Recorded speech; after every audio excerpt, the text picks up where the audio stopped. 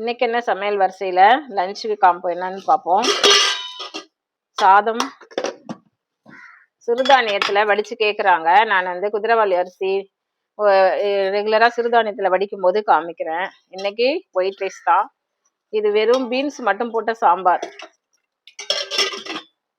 அதுக்கப்புறம் கத்திரிக்காய், முருங்கைக்காய் தொக்கு, தக்காளி, இது கொஞ்சம் தேங்காய், சோம்பு இதெல்லாம் அரைச்சி விட்டு வெறும் மிளகாத்தூள், மஞ்சத்தூள், உப்பு போட்டு பண்ணுற ஒரு தொக்கு. அதாவது கத்திரிக்காய், முருங்கைக்காய் போட்டு சின்ன சின்னதாக அரிஞ்சு போட்டிங்கன்னா ரொம்ப நல்லாயிருக்கும்.